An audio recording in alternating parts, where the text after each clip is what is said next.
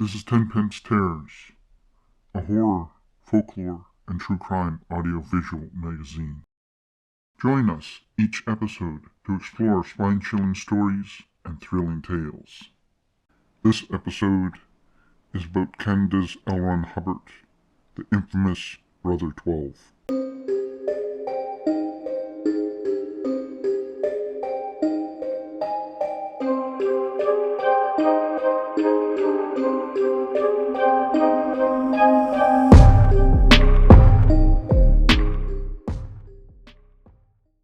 E.A. Wilson, Brother XII. Brother XII was an occult figure who tried to create a utopia for him and his followers. Like many cults, it began with grand ideas, but fell apart with the disillusionment of its followers. Edward Arthur Wilson, Brother XII, was born July 25, 1878, in Birmingham, England. He was raised in an Apostolic Catholic tradition. He eventually became a ship's captain, which afforded him a chance to travel. In 1902, he married Margery Clark and moved to British Columbia in 1907. By 1912, he abandoned his family and returned to the sea, until he fell sick in the south of France in 1924. This is where the story becomes interesting. Before his illness in France, Edward spent some time learning about world religions, and in particular, Theosophy. This set the stage for what was to come next. In the south of France, Edward became sick and started having visions and going into trances, possibly induced by drugs or bouts of mental illness. Edward began thinking himself a conduit for the 12th brother of the White Lodge. It is at this time that he started calling himself Brother XII.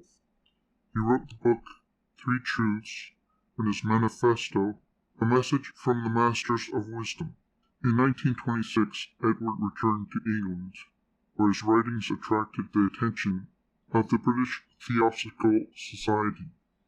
From there, his writings were published throughout Europe and the West. In 1927, he moved to Cedar BC on Vancouver Island. There, with the help of wealthy British benefactors, he bought land and started touring Canada gathering followers.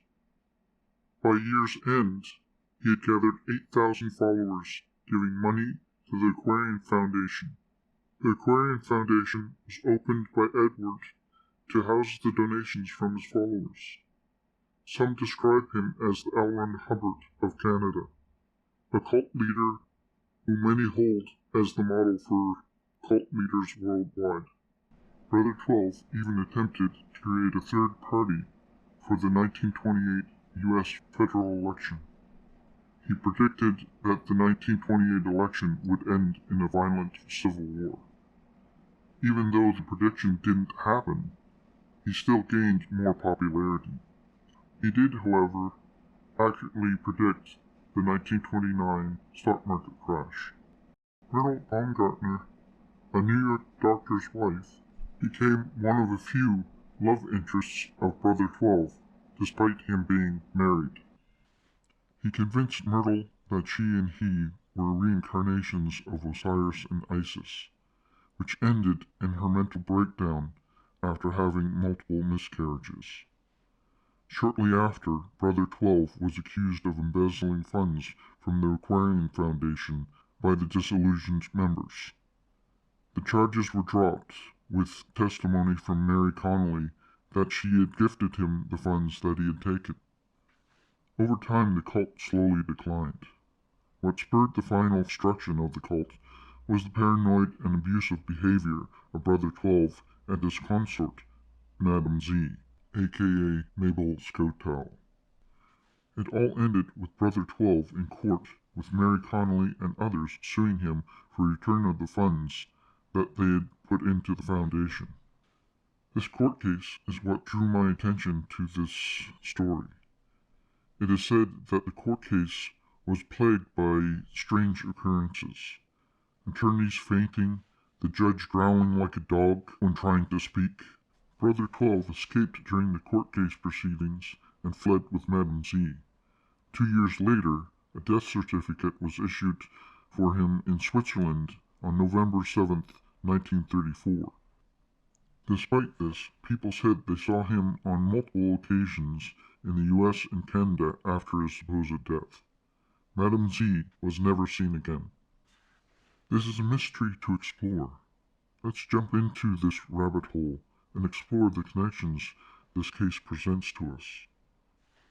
Whether it's a terror to behold, or a fraud by a man desperate for attention and power, it'll be an interesting case to follow.